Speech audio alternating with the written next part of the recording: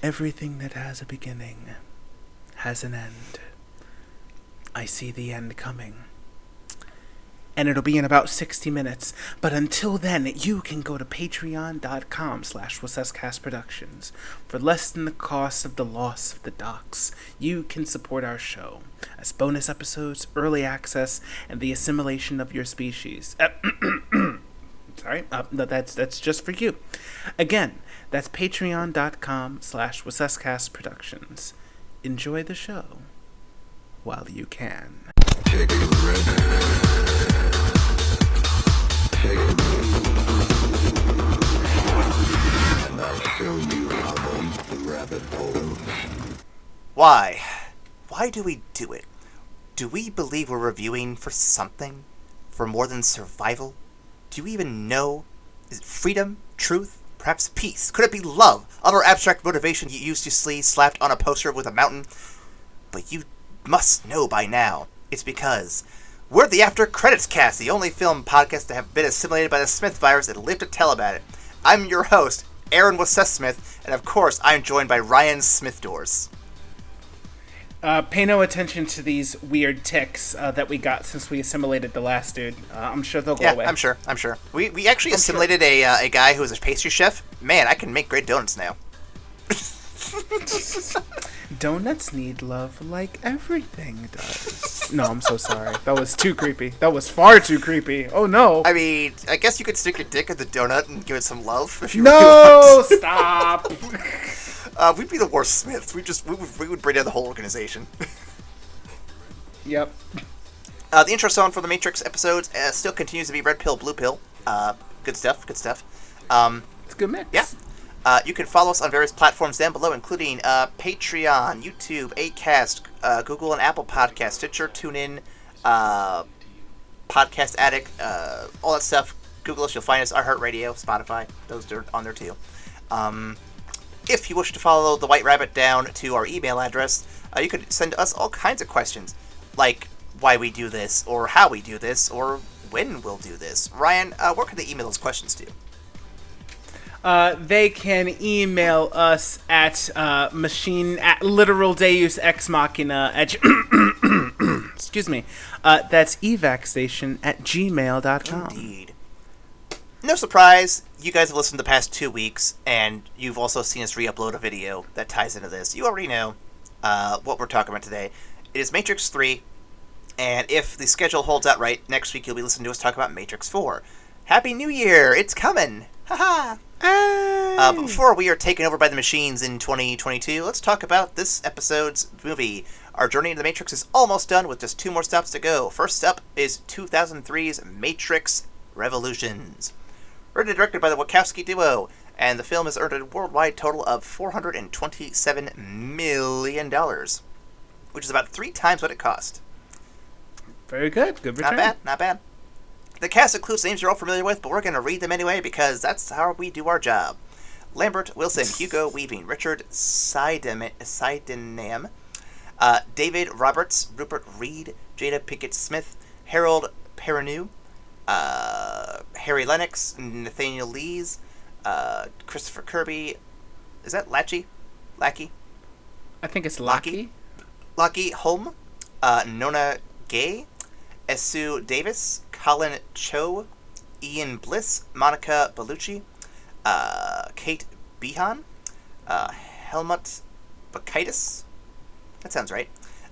Mary Alice, Tanver K. Atwal, Lawrence Fishburne, Carrie Ann Moss, and here to face the music one more time is Keanu Reeves. Good reference absolutely, there. Absolutely. The movie has won some awards, in case you didn't know. A BMI Film Music Award to Don Davis, 2 Golden Schmoes for Most Overrated and Biggest Disappointment of the Year, and a Yoga Award for the Worst Trilogy. That's fine. Just small movies for small minds, and we'll just leave that go. There is an argument to be made that this movie sort of dropped the ball, but we'll get into that discussion here in a minute. Ryan, you have some fun facts for us, right? I do. 3, in fact. First and foremost, the many of the raindrops in the final fight between Neo and Smith are actually single lines of Matrix code, similar to those seen on displays in the real world throughout the trilogy. The subtle effect was added to imply that the Matrix was beginning to stabilize. The visual trick was easily seen on IMAX and larger movie theaters, but can be seen on smaller televisions as banded rain that seems to jump like static during close-ups of the fights. That's cool. That's cool. I love it. That. It's small visual things. It's one of those little touches that in a really superb movie would have like obviously been like everyone's talking point. Kind of gets glossed over a little bit. Yeah, it does. Right. Well, next up on the fun facts, this is not as fun of a fact, unfortunately. Gloria Foster, who portrayed the Oracle in the first two movies, actually passed away before she could complete any scenes for the third film, as well as for Enter the Matrix in 2003. Mary Alice took the role of the Oracle for both the third movie and in the game. In Revolutions, the initial conversation, where Morpheus and Trinity meet the new Oracle, was adapted to reference her changed appearance. The alternative was to have Morpheus and Trinity pretend not to notice, which would perhaps have been even more awkward. Maybe a little bit. A little bit. Rest in peace, Gloria Foster. She absolutely killed that role. I loved her take on the Oracle. Absolutely. Mm-hmm. Well, finally, during the final fight sequence between Neo and Agent Smith, and also during the credits, the following Sanskrit sloka is recited in westernized style. Wow, and you're really gonna make me read that. Thanks, I appreciate that. Ah, God damn it! All right, so I'm gonna butcher this, and I do sincerely apologize. Let's see here. Asatoma sat gamaya, Tamasoma Jyotir Gamaya. Okay. Mirot Yorma Antiram Gamaya. Yes, and now I'm thinking of the choir like chanting this shit during the fight. Yep. Okay, gotcha. Which means lead me from the unreal to the real. Lead me from darkness to the light. Lead me from the temporary to the eternal. God, I love that. I love that. I love that there are so many little details in this movie that are like, again, in a perfect, flawless, excellent platinum level movie, these would have just been the fun talking points we would have spent like an hour talking about. Again, we're gonna be focusing on a few other different things. Not to say this movie is horrible by any means. I don't think this movie is anywhere near as good as the first or second one, for many reasons. But I guess initial thoughts here. I think this movie comes very close to being something that's actually really good and really deep. But I think it falls short of what the first two films set to do, and it's kind of a bummer because this is honestly just the back half of the second movie, and it just sucks to think that if it had been just one big movie, it would have all just felt like it would have felt like it all just fell apart right there. And I don't know. I'm a bit bummed by it. I'm hoping that we can have a fun conversation with it, but we'll see how it goes. Yeah, I do agree that it is the weakest of the trilogy. I don't think it so much as falls short, but the primary focus of the movie is in tying up all of the story rather than kind of elevating the story. And of course, since I've seen it like at least 30 times, like I see like a lot of the smaller references that are made. But yeah, on people's initial viewings and a lot of people's only viewings, there's a lot of that subtlety that falls short because they're focused on tying up the story and also making it a big visual spectacle, which I can appreciate, but I think does take away from the bigger philosophical messages that the trilogy was trying to get through. Well, like, so for example, for me, and going off the spectacle thing, I think this movie definitely pushed that cart way before the horse, because I compare the fight scenes in this one to the first two, and honestly, I think they look better in the first two than this one. I don't know if it's necessarily that the fight scenes in here are bad, but more just there's just so much more visual busy work happening that the real talent and skill of the fight gets lost in the mess, whereas in the first film, it's very simple, very clean, and the ideas are very grounded, so it's easy to kind of build a very solid fight scene in there.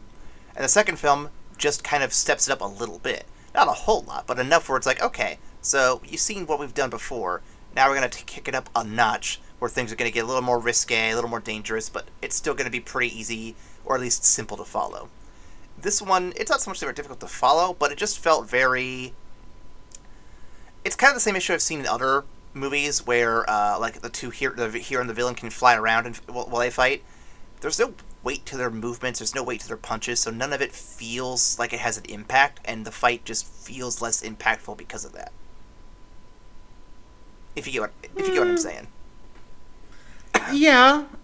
I think they try to get around a lot of that with the the amazing impact kind of spheres that happen when they clash, and like they clash so hard that the rain stops for a brief second before it comes to fall back on them. I think that's really, really cool.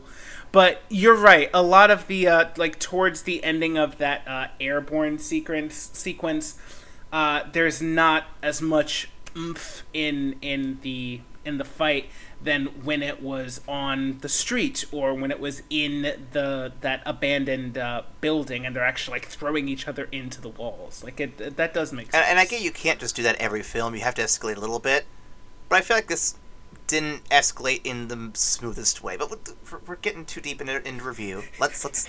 Yeah, this was the initial thoughts, Eric. Let's synopsize this. Let's get it.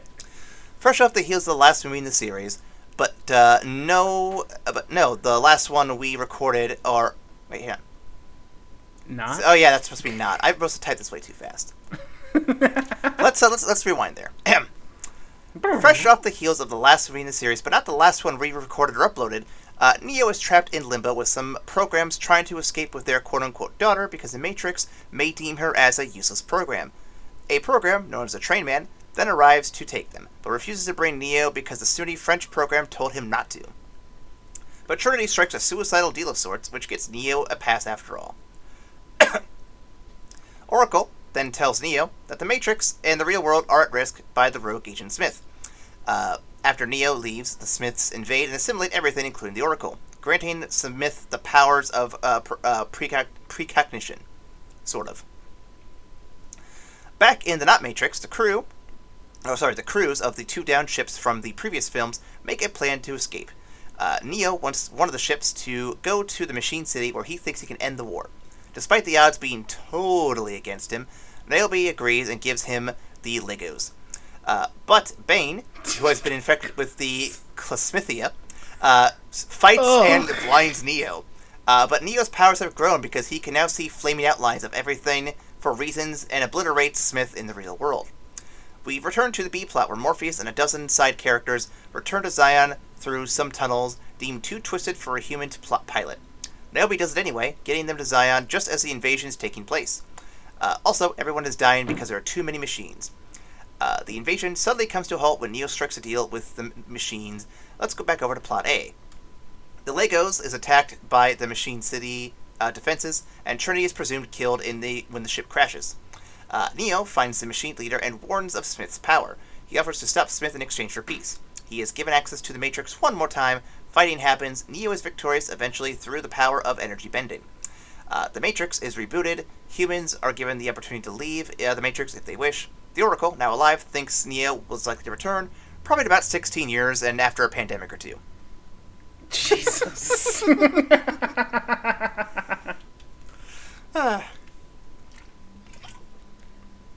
I would pilot a ship called the Legos. It'd be great.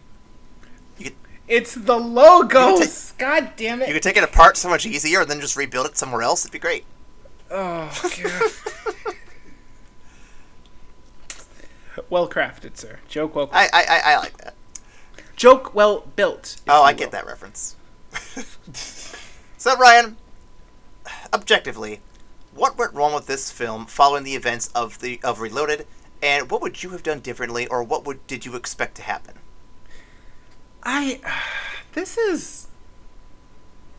This is hard to answer. Because okay, at least in my opinion, and I'll admit I'm biased because this is probably my favorite trilogy, like, ever. This movie doesn't do so much wrong as it does. It doesn't hit the heights of its previous of the previous movies, and that's because it has to go about the work of tying everything together. So we have to give the humans of Zion something to do because they are literally the last remnants of humanity left. We have to give Neo some impossible task. We have to deal with the fact that Smith has taken over a human's body and is now in the real world trying to figure out how to kill Neo and try to figure out how to screw over humanity. We have to deal with Morpheus and the rest of his crew getting back to Zion. Like, so there are a lot of parts that have to be navigated for everything to come to a nice, tidy bow. And I think the other two movies, its two predecessors, like, the plot was there, but the plot was light enough that it allowed it really to go into the more philosophical aspects of the movie. And I think it's the pairing of the philosophy and the kick-ass visuals and the action that really made the two a hit. And for the third one, you just had the kick-ass visuals, but you couldn't really get into, like, the meat of, like, why they're doing what they were doing. I think that's where it falls short. That's fair.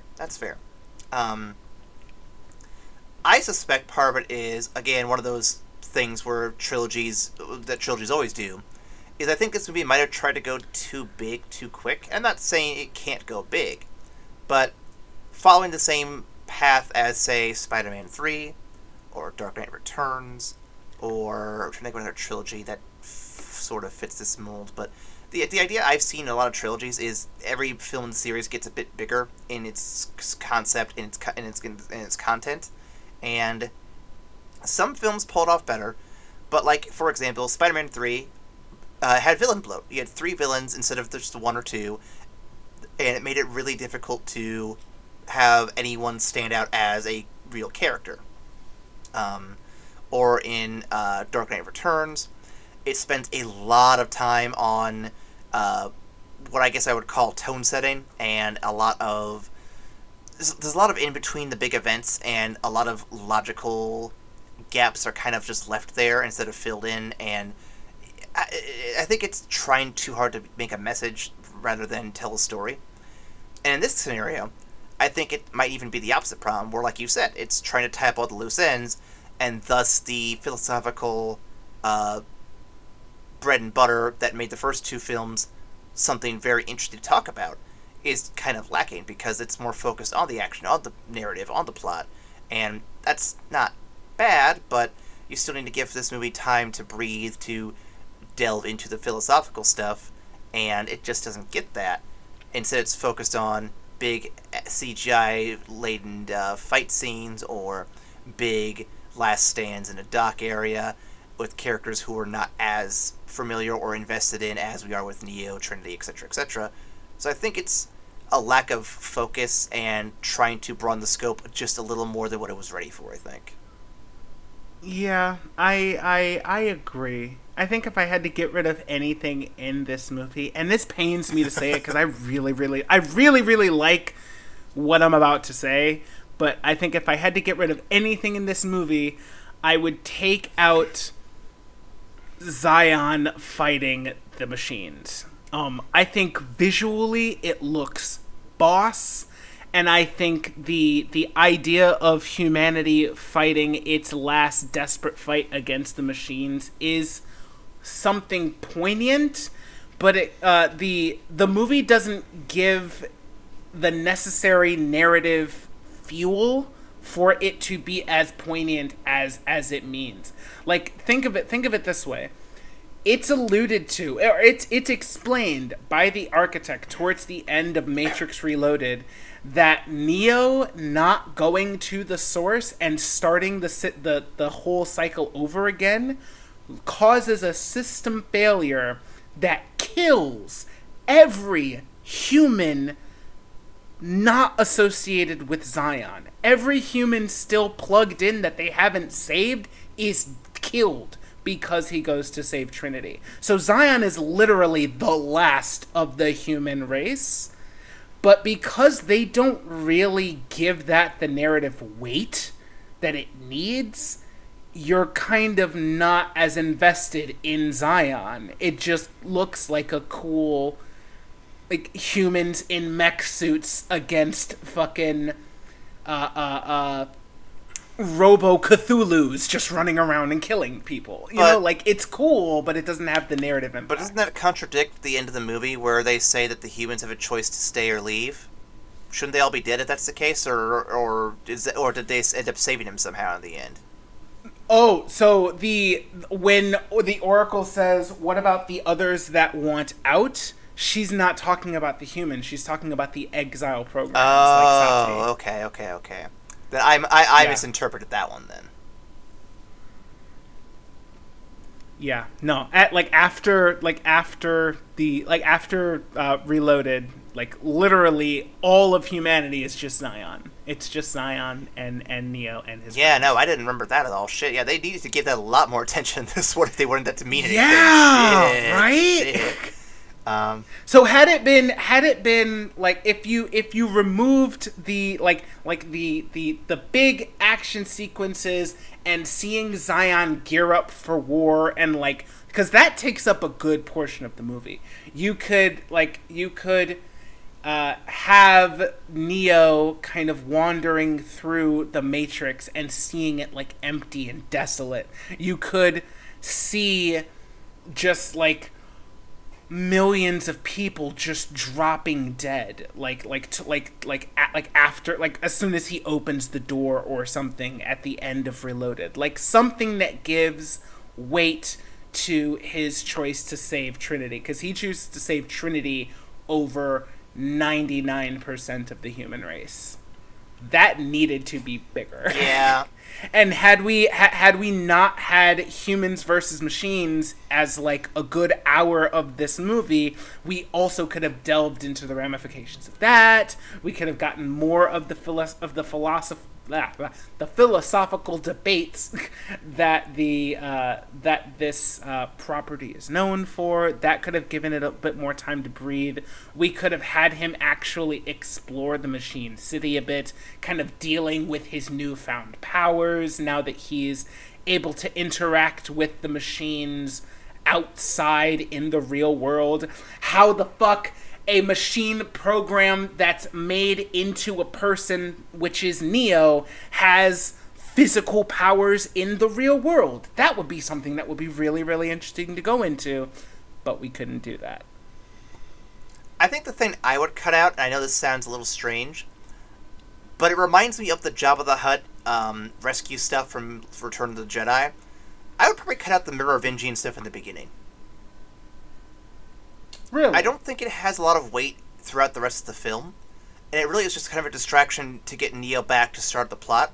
I think if you just start with him returning to the Matrix as an empty void, or as a place where everyone's dying, and just skip straight to that versus this weird rescue stuff, and then have the others try to jump in the Matrix like after Neo's going through this, that could be more interesting. I think the stuff with the Merovingian just feels kind of weird in general. Like, I don't know, it just feels very not necessary to all the stuff with Smith and everything else going on. I feel that. I feel that criticism. The only thing that I really like about that entrance, or at least that kind of like the prologue, I guess, to the movie, is that you get to meet Sati and her family, and it's that one bit is kind of an effort to further humanize the machine side and show that it's not all agents and squid shaped robots looking for ways to dismantle you. There are aspects of the machine world where there are people who just want to live and to connect and to just exist. And you see these two established programs from the machine world breaking rules and sending their daughter into the Matrix to survive, because if she stays in the machine world and she has no purpose, she'll get deleted. So we have a very brief glimpse, and I see what they're trying to do with it, but that type of story didn't have enough room to breathe with everything else that happened. I think the Merovingian is primarily just to give stakes to that, to all that's happening, because you also get Morpheus getting to meet up with the Oracle after Neo told him the prophecy that he gave that he's been spending his whole life to fulfill was just another way to control humanity. He gets to meet the Oracle after finding that out. That should have been a huger scene. But we didn't have enough time to let it breathe. Yeah. It's just, I don't know. That's why I say remove the machine stuff, because that's like a whole hour, and the hour we can use to give all of these stories like the narrative room it needs to really tell the story. But then you don't get the big action sequences outside of Smith v. Neo at the end. You don't get like the big bombastic CGI action. It's almost like they should have probably split this into 2 other movies. I said almost. I'm not saying they should have, but there's an argument to be made they could have. There is an argument. I just don't see where they would split it up. I don't see like good lines to cut the movie within this film. Like, I don't know how you would split it up. Like, there's a lot that's going on, but it's not easy to parse it into 2 or 3 distinct things. That, like, all of those things need to happen in the order that they do happen to tell the story. You know what I mean?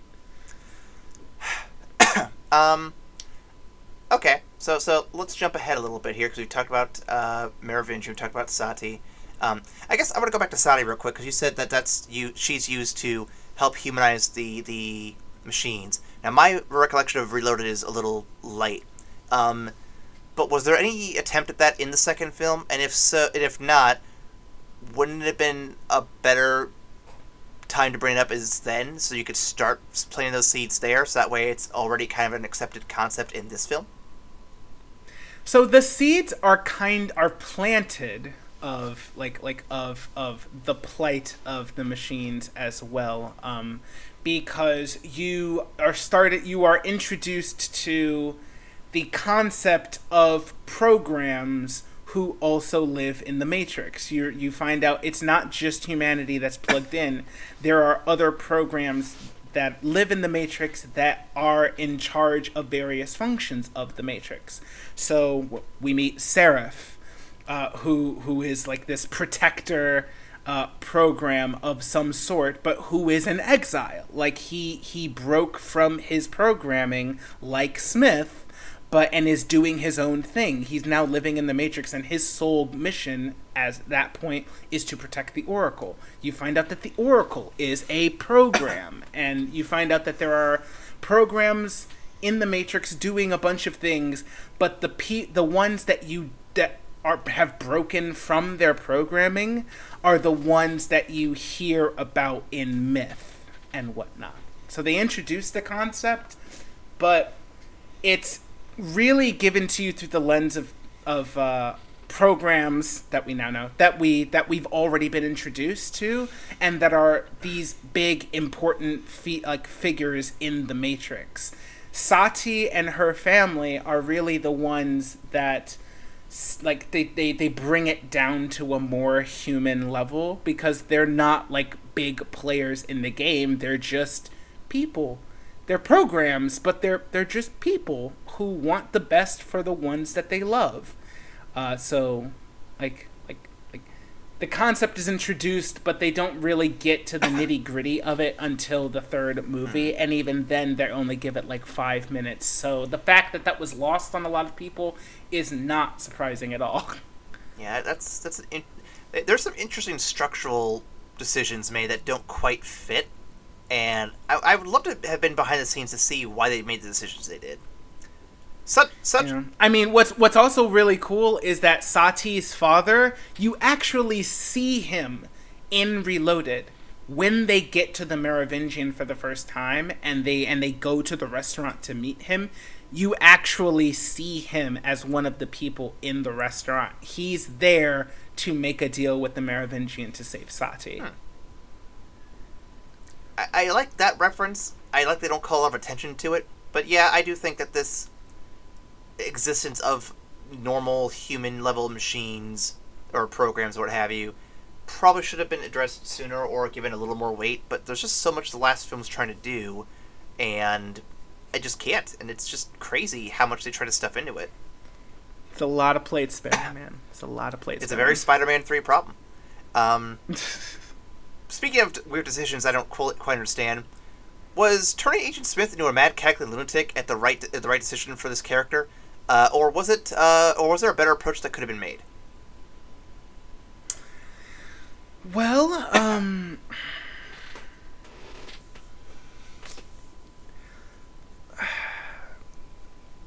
I'm not mad about what they do with Agent Smith, because you essentially see him go from a very controlled program to like this kind of this sentient virus, but you also see like the seeds of madness and the seeds of wanting to do more than his programming will allow, even in the first movie. Like, you see him expressing very human emotions of disgust and hatred towards the human race in his in his interrogation of Morpheus, and in how personal he would take the like Neo's escape, and eventually like his fighting Neo. Like, it's like he had to beat him. He had to prove that he was better than this human. And so having him kind of spiral down madness lane makes a lot of sense for his character. It kind of removes the philosophical kind of threat that Smith was posing in the first movie, because his philosophical standpoint was kind of shattered by Neo beating him. And so kind of seeing him spiral into madness, it was a good read for the character, but it also allowed him to just become the all-encompassing threat, because at that point he just wanted to take over everything to prove that he was superior, that he was more powerful than everything. Alright. I'm not opposed to him going crazy, but I don't know, I felt like he was always more intimidating when he was this calm and controlled figure, because it meant like nothing was making him crack. And then when you see him absorb the Oracle, he loses his mind a little bit. I'm sitting there kind of like, okay, so he's just basically going down the same path every other crazy supervillain goes down. That's not that scary. How the hell does Neo have powers outside the Matrix? Through what medium or logic do they exist, and why? I don't know. That one I cannot tell you. Like, so my overall understanding is that Neo is basically a human born with a program inside of him from go, and like that is what allows him to become the one, and to become this figurehead to rally the 1% of humanity that rebels against the Matrix around, so that he can keep it as a form of control.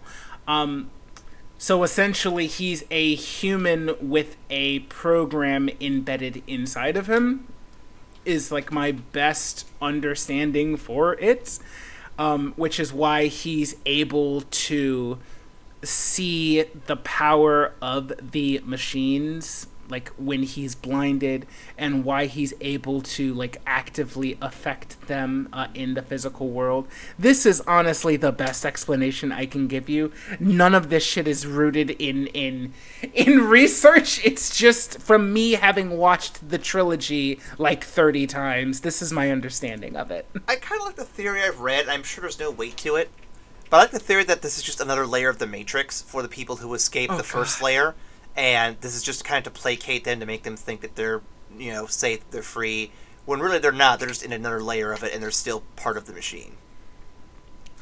I mean, that's a step further than what the movie gives us, but ultimately that is the case. Ultimately, the machines are aware of the 1% of humanity that will reject the programming regardless of what they do, and so they facilitate the one program as a way to kind of measure and ultimately control them, so that even if they're doing damage, they're not doing too much, because they have to go according to this program of this messiah that's gonna eventually lead the machines to destroying the physical Zion and like saving a few of the people so that they can start rebuilding them, which is going to do the process a seventh time. Having it be that even the real world that they know is also the Matrix would feel a bit like a cop-out to me. Because it's like they're already doing that, where it's the real world, but they're still being controlled by the machines in a way. So also having them still dreaming would make me go, ugh, come on. Gotta go deeper, Morty. Gotta go deeper. Does Neo truly make his own choices, or is he a pawn of larger forces at work? I think he makes his own choices. I think so. I think ultimately it's one of the core messages of the trilogy. The importance and the power of being able to choose what you do, rather than going along pre-established lines. I think for a good portion of the second movie, they kind of make fun of Neo because he's doing just that. Even though he's the one, even though he's the Messiah, he's just going along, like, following the instructions from the Oracle and from the Merovingian and just this and that and that. And, like, you're running around doing all these things, but you have no idea what it is you're actually doing and what it is you're actually doing this for, to achieve. So it's only when he gets fully informed of everything that you really see his choices and the weight of his choices. We see that when he chooses to save Trinity over all of humanity. We see his choice to go to the machine city, and we see his choice to ultimately martyr himself to save both humanity and the machines, in order to stop the war by saving all of them from Smith.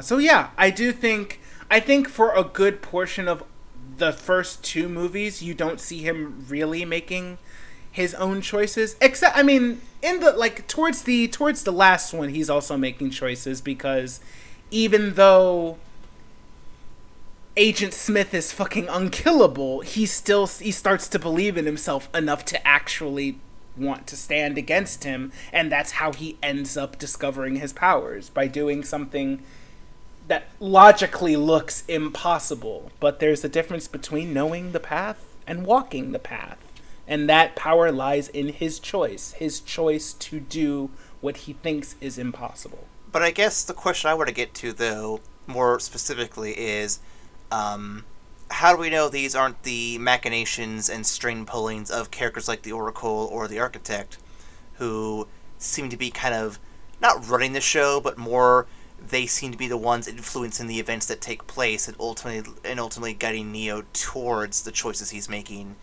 And is that necessarily him making his choices then, or is that him kind of being led to those choices to save the world or save the Matrix and what have you? Well, I mean, a good amount of that is somewhat taken on faith.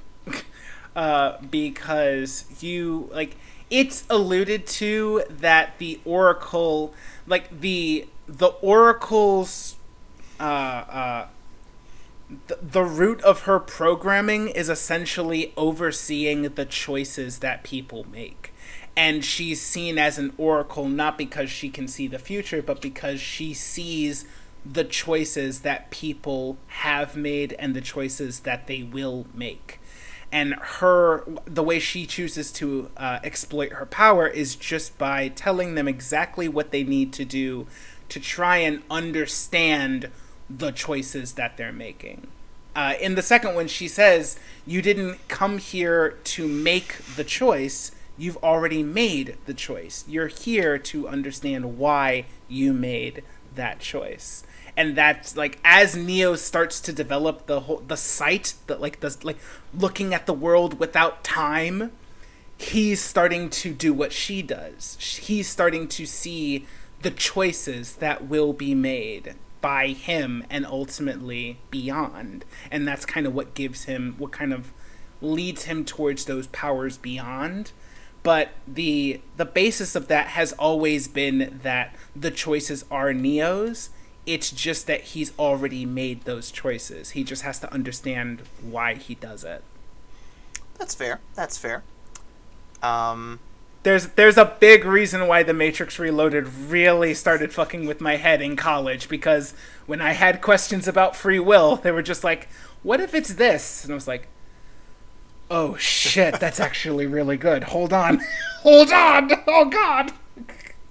I'll admit, prior to reviewing these movies with you, I was not hip to The Matrix. I'm not saying I hated it, but it's something I didn't get. And again, it's because I saw it when I was younger, or when it was just not my thing. Having gotten older, having gotten an appreciation for films, and getting an appreciation for this meta commentary and the depth that these movies go, I appreciate more what they do than what I used to. And I appreciate you for pushing these like you did and getting me into them, because I feel like I would have missed out if I hadn't got a chance to revisit them. Thank you for listening to my dissertation on The Matrix. Oh god, I fucking love these movies. It's my shit. So thank you for indulging me, because I think these are really important movies. They just, a lot of the big things that the movies had to say, they either flew over people's heads or it was bogged down by Hollywood needing big CGI battles and ridiculous shit that's blowing up. That shit's cool, but the moment it starts keeping us from those really cool philosophical debates that the movie's known for, it's you're losing it, man. Go back. Next question I got for you, Ryan. So is Neo supposed to be Jesus again? And how does this religious imagery fit the narrative? I mean, despite the fact that he's literally dying to save both humanity and the machines, he is actually the Messiah. I mean, he is actually the one that was prophesied to come and destroy the Matrix and end the war between the two. I mean, yeah, that's pretty clear. I do find how amazing not subtle it is, but it also reminds me of when Man of Steel did it, but it did it in such an obvious when Man of Steel did it, it was obvious, but it was also lacking any real context. Whereas here, there's enough narrative context to at least give you the idea. But I guess my question really is, what is it? So it's drawn the comparison from Neo to Jesus, sure, but and it's saying he's the Messiah and whatnot. But what I'm trying to think of what the meaning or the purpose behind that would be. You know what I'm saying? Yeah. I think at least one of the bigger takeaways that I think of is that they put all of this importance on Neo, and at the end of the day, Neo is just a guy who's coming to realize that the power of the ability to choose really kind of opens your perspective and allows you to do anything. Once he really starts understanding the power of choice, his power starts to manifest. So everybody's looking at him like the savior, like he's God, and all of these things. And really, he's just a person understanding the weight of his choices and the power behind the ability to choose. To put it simply for those of us in the back who are a little slow, would you say it's very similar to how Guy awakens and becomes sentient and Free Guy? I mean, he learns about the power of choices, and look how much more powerful he becomes for it.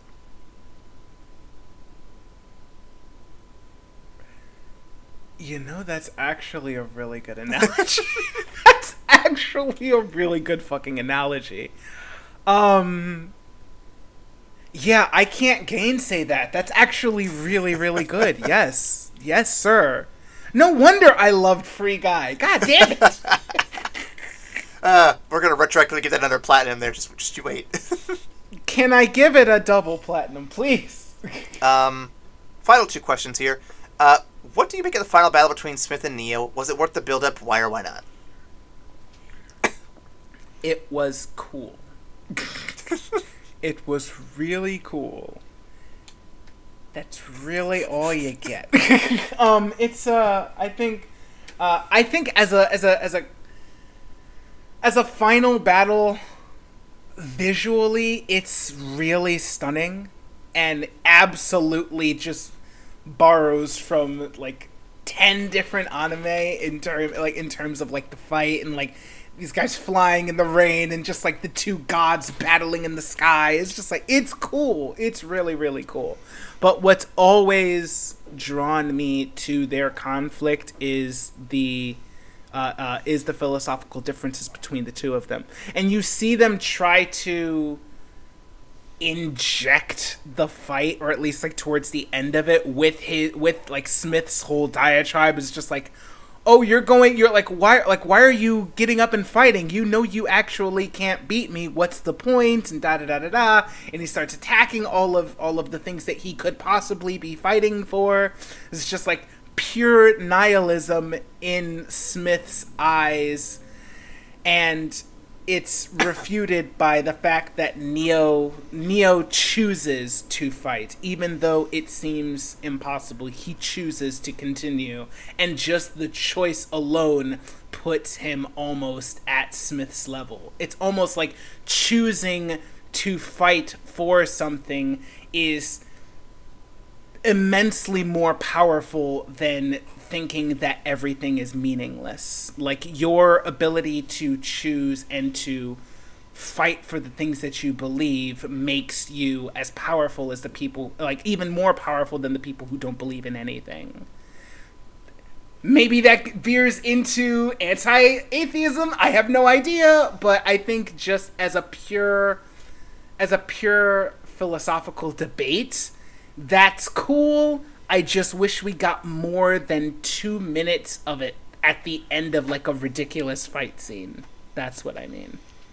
Yeah, especially because there's this whole monologue that Smith does. Like we said, he goes into this whole list of, why you fight and all that stuff, and you feel like they're trying to build to something, but it never quite sticks the landing. It never quite finishes the message. You know what I'm saying? Yeah. It's like a paper that gives a thesis statement, and it's great, but without a conclusion, it's just a thesis statement, and you're not really doing much with it. Yeah, I mean, it's... God damn it. The more I'm talking about it, the more I'm realizing it like in the ways it lets us down. And I think it does what it sets out to do in terms of tying all of the loose ends and all of the stories together. I think it does that successfully. But I think if you took out a couple of things, you could have given those stories much more narrative impact. And that way, when it all comes together, it's like fireworks. It's like, oh my god, that's incredible. Yeah, it's like someone made... It's like compared to like a well-crafted dish. It's like someone has thought, okay, the first two dishes are pretty good. We had a good amount of spice, good amount of mixes. Nothing's quite measured up to the first one yet. What if we just add a bit more of like filler or breading or something? Just really try to, try to make the most out of what we have left. And they forgot to really pepper in the right spices, and it's not bland, but it doesn't have the same punch as the first two dishes. You know what I'm saying? It's like trying to make a leftover casserole and they fuck it up. So Ryan, by the end of this film, things seem to be pretty much settled, more or less. So, what the hell could Matrix 4 even be about? I have no fucking idea, man. It's a perfect ending. It's not a perfect ending, but it ends. Like it doesn't leave the sequel hook. You know, it ties it up really, really nicely. You know, like there is an uneasy peace between humanity and the machines. The machines have already revealed that they have a way to survive without living on the goddamn, like, human baby fields. The rest of humanity is dead except for the people that are in Zion. They still have the ability to plug in and to jack into the Matrix, however. So the only people that are really populating the Matrix right now are the exiles from the machine world. And so perhaps the Matrix 4 like has a couple of people from Zion going into the Matrix because I don't know, they think that the machines are starting up the fields again or whatnot, or like they're trying to look for the edge against the machines to finish what Neo started or what have you. And my guess is that Neo will come back as a program, because the one is essentially a machine program in a human body. So even though his human body and his human brain have died, them bringing him out as a program does make sense in my head. I would second that last part for sure. I almost want to believe, and I'm probably wrong. I want to believe he comes back as a program, but when they first encounter him, he is not himself. He's acting aloof. He's acting strange, and it's not so much he's being evil, but they don't know who or what he is right away because he's acting unfamiliar to the exiles, as it were, and so that causes panic, causes alarm, and it builds up from there. I'm just trying to figure out who the antagonist would actually be, though, because if there's peace with the machines, it wouldn't be them. It wouldn't be Smith, presumably, because he's gone. I don't think the Merovingian could carry a whole plot by himself, if I'm being quite honest. Nah. The humans could be the antagonist, which would be an interesting twist, but to what end is what I want to know. So I don't know what really is left for them to do. I'm not saying that the movie it was perfect, but it, like you said, it tied up most of the loose ends in a way where there really aren't any questions left other than just explaining why the hell things happened the way they did. And we don't really need that in a whole separate film. So, yeah, I'm kind of baffled as to why this is even existing. This is why when I heard Matrix 4, I was like, please no, don't do it. Don't do it. Don't do it. All you're going to do is fuck up what you did before. Well, don't go back. It's good. Well, I just want everyone to know that I am making my pitch now for a new and 3-hour-long epic that's going to be called Titanic 2. And it's about the return of the Titanic as a ghost ship, as it haunts the seven seas. Oh my god! I just had a good idea for a quick season. Unnecessary sequels. And we finish it off with Hamlet 2. Have you ever seen Hamlet 2? I watched it with you when I was in Chicago one time. Yes! We finish it off with Hamlet 2. But see, that one's arguably necessary, though. That one's arguably necessary. I mean, it's not necessary, but it makes fun of itself in the fact that it is unnecessary, but it ends up being, like, good and terrible at the same time. Would we have to re-review Star Wars Episode 9? No. Never again. I refuse to do Star Wars Episode 9 because that would have it could have been the greatest fucking movie I've ever seen, and they just wasted it. It wasn't an unnecessary sequel. It was a necessary sequel that got ruined. That's fair. If you want to email us your ideas for future seasons, future content, or what have you, leave them down below in the comments. You can go on Tumblr, Twitter, and Facebook. And if all else fails, there's also the email. Brian, what would that email be? That email is stay tuned for Matrix 9. It's actually evacstation@gmail.com. No, but I could believe Matrix the animated series would happen. I mean, if you gave me an automated series with like the Animatrix, but like it just like a season of like act like I'd go with that. I'd go with that because you have enough time to actually really establish a good narrative. You wouldn't have to worry about people like physically being able to do the rules or like the goo gobs of money that the practical effects and stunts would cost. Like that I'd go for. You know, like a Disney Plus type like Animatrix series. I dig that. This is a part of the show where we rank the film from platinum to trash and all the colors in between. Ryan, where do you rank this movie? God. This might be the hardest thing I've ever had to rank. God.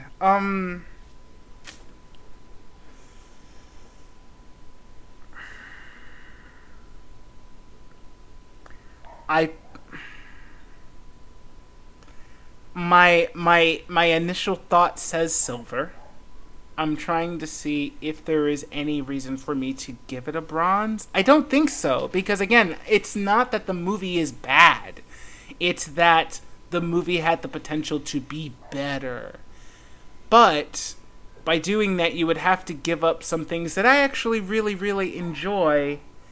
So it's not like I think they just wasted time. I think they set up their storylines. They gave people stakes and things to fight for, and it came up with really cool CGI action sequences. But in tying all of those up and giving people the big Hollywood blockbuster ending to the trilogy, it kind of lost the soul of what it was going for a little bit. So it definitely is not as good as the first two, but it does what it's supposed to do. So I'd give it a silver. I'm going to be a little harsher, but I'm also going to do a retroactive review. I don't remember where I put Matrix Reloaded at. I think I barred it. I think I knocked it down a little bit initially because we had just watched that blind. Or I watched it blind because I hadn't seen it in forever, and I didn't watch the first one prior to, and I didn't watch the third one right after. So I was reading the middle of a book without the ending or beginning, really. That's hard, man. So I will retroactively bump it up one level. I wouldn't say I gave it a bronze, and I was probably a little harsh, so I would give that one a silver. That being said, I would probably give this one a bronze, and I'm not saying it's bad. If I was, I'd probably be going stone. But I think there's so much potential that this movie does have that it's not fully living up to. And I think it's, like we said earlier, it's the trilogy problem, it's the Spider-Man 3 problem, it's the trying to do all the things at once and not quite doing any one of them as good as it possibly could. Yeah. And I think if they had narrowed their scope, or if they had split this movie even further apart, which is a lot to ask for at this point, it could have definitely focused and done better. And I'm not sure the mechanics and how you do that, but what we got did not live up to what the first two were able to bring to the table, I don't think. Yeah. If I keep talking, I'm just gonna say the things that I've said all over again. No, I know. But I feel strongly about this. I know. I feel strongly. And I'm not trying to dish on your movie. I would say Matrix 1 was a great, nearly flawless film that definitely is worth the praise. If it had just been that one movie by itself, I think it would have honestly been perfectly fine. I think Reloaded brings in a bigger world, bigger context, and allows you to explore more of what the Matrix is and what it can do. And I think Matrix Revolutions just tries to amp it all up more without trying to bring something deeper to the table like the second one did. and that's kind of where I'm at the moment with it. These are fair. These are fair criticisms. But yeah, that is Matrix Revolution.